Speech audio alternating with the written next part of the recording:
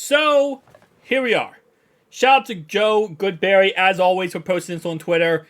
But we have the cornerbacks and where they're projected to go. We looked at tackles yesterday, and I'll tell you right now, I am leaning so much towards Cincinnati taking the corner in this draft. It's not even funny at this point. So, here are where the corners and where they could go. Christian Gonzalez is right now consensus pick number 9. So, he's the top 10 pick. And Devin Witherspoon is also consensus top 10 pick. Those two guys, I think, across the board at this point, were kind of just 1,000%, right? They're going to be top 10 picks. You know, you also got Jalen Carter, Will Anderson, top 10 picks. You know, at least 2 to 4 quarterbacks are going top 10. And then you also have maybe another pass rusher, Tyree Wilson. He's rumored to be top 10 too. We kind of have the top 10, not on lock, but kind of figured out to some degree. Outside of top 10, that's where everything gets crazy, right? 10 to 32 is where things get crazy. Because at 10, you could see the Eagles go with corner. They could also go with Bijan Robinson. They could also go with a wide receiver. It's very possible across the board they go with anything. Where the Bengals are picking is pick 28. And according to this, the players who could be available at pick 28 is DeAndre Banks, which right now he is being mocked in a lot of people's mock drafts, anywhere from 20 to 26. That range. Could he drop? Very possible. But if not him, it's Emmanuel Forbes. Now, Emmanuel Forbes is a really, and also Cam Smith, Kelly Ringo, those three guys. Now, at 41, 42, 43, these are what we call second round picks. And the reason why they're yellow is because their draft stock is dropping. They're in that kind of tier where they're slowly dropping with their draft stock. Now, I'm going to tell you right now, let's go ahead and take a look at all these players, by the way. I'm just going to pull up mock draft here, and we'll take a look at all these guys. I feel like at this point, they either take cornerback or a tight end. And it obviously depends on who's available, right? So, for example, if we go through here, if Emmanuel Forbes is available, it's very possible they go with Emmanuel Forbes here. Emmanuel Forbes is a really solid cornerback. 89.3 coverage grade, 79.7 run defensive grade, 89, or just looked at 89.3 coverage grade. He's a all-around solid cornerback. His biggest problem is really he's just so small. He's 166 pounds, 6'1", not size-wise, not height-wise, but size. His frame is small.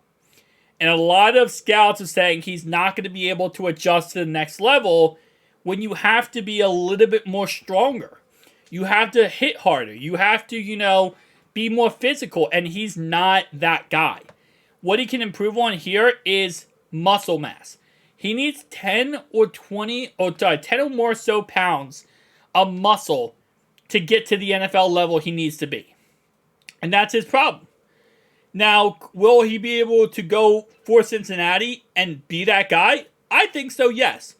I truly do believe he'll be that guy for Cincinnati. He can come in and, gain some muscle mass and become a star for Cincinnati. And at pick 28, it's a little earlier than we expect him to go because, again, the consensus is 41 right now. But you're going out there and taking the best player available. If all the tackles off the board, if the tight ends at this point are off the board, all of them, you're probably going Emmanuel Forbes. Because at that point, what else are you going? Let's go down the list here. Bijan's off the board. Okay, you're not taking running back. You're not taking wide receiver first round. You could, but you're probably not because Zay Flowers, all the way to Zay Flowers, probably off the board. Tight ends, the best tight end available will probably be Sam Laporta and Darnell Washington. I love Darnell Washington, but if you want a more polished, ready-to-go guy, you go with Emmanuel Forbes. He's more polished, add muscle mass, and he's ready to become a star in the NFL. Darnell is a great blocker, but he's going to need some, development to kind of push him a little bit further, right? And you could also get Darnell Washington in the second round, possibly. So, okay, let's go offensive tackle. The best offensive tackle on the board now is DeJuan Jones. He's still question marks. We don't know 100% what to think about him. And the rest of the guys are kind of iffy. None of them are polished. And if you're going to select the 28th overall pick here, right, you're not going to go out there and get someone who isn't polished and ready to go. You're simply not. You want a guy who is going to fill in and become a starter right away. And if you go out there and you take these offensive tackles who really aren't disciplined or they're not as developed as they need to be, now you have an offensive tackle who sits behind whoever, Collins, Carmen, and they might never pan out. Duke Tobin said it best. In this league nowadays, you can't draft for the future. You can't draft for 6 years down the line. You can't draft for 4 years down the line. You can't say, I'm going to take this right tackle in the first round, and yeah, he's not ready to go, but in 3 years, he'll be ready to go. You can't do that. In 3 years, they're gone. 4 years, they're gone. You have to draft for now. Who's the best player to start the job and take over the job right now? Manuel Forbes is that guy. Brian Branch, is he's available? He's that guy. Those are the two guys. At 28 here, if all those other guys are off the board, including Cansey, Nolan Smith, all the pass rushers I like, and I've talked about many times, it's Emmanuel Forbes. It really is. Now, again, if any of those guys are on the board, I'd take them over Emmanuel Forbes. But at this moment in time, those are the guys. If those guys are off the board, Emmanuel Forbes is the guy.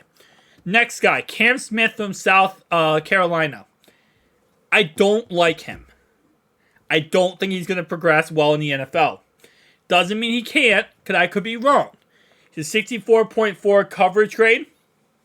A 69.7 run defense grade. Not the greatest.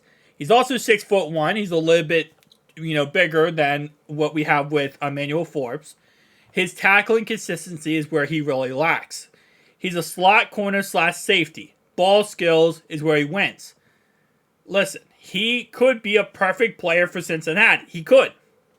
If they take him, I'm going to support him, and I'm going to say I hope he does as well as possible. But right here, as it says, the bottom line is he's a third-round pick.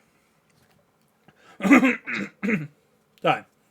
He has to develop a lot more. There's a lot of things he needs to work on. You're not picking him at 28. I'm sorry you're not. So, at that point, again, you go down the list here, Kelly Ringo is also a guy you're not taking at pick 28. And then so on and so on. So, the more the story is, again, I think they do go corner, and I think at this point, as time goes on here, I'm starting to think I really do like these certain guys. So, like, for example, Emmanuel Forbes is my guy now at cornerback. Now, again, if Michael Mayer's on the board, Dalton Kincaid's on the board, Darnell Wright's on the board, you're taking any of those guys, right? Bijan Robinson, you're taking that guy. Brian Branch, you're taking that guy. But if those guys are off the board, which is very possible, and you're going to cornerback, if Deonte Banks is off the board, I'm going Emmanuel Forbes here. Pick 41 is where he's going. Pick 28 is 15 picks, around 15 picks above that. I don't love the fact you're reaching for a guy, but if you go down the list here, Darnell Washington's the next guy I like after him. And even Darnell Washington, you're reaching for him too. So I think Cincy takes the best player available here, and they go with someone like that. Now, if there is other pass rushers available who dropped a little bit, Cincy could easily go for them. I just don't really like any pass rushers in this draft when it comes to that pick 28 over Emmanuel Forbes. After we get to, the pass rushers after that, I do like a lot of pass rushers after that. But for Emmanuel Forbes, I think he could be an absolute stud for Cincinnati Bengals. Fill in that kind of, Eli Apple / Trey Flowers role, and really just boost his secondary even more. But it's one man's opinion. I'll see you guys next one.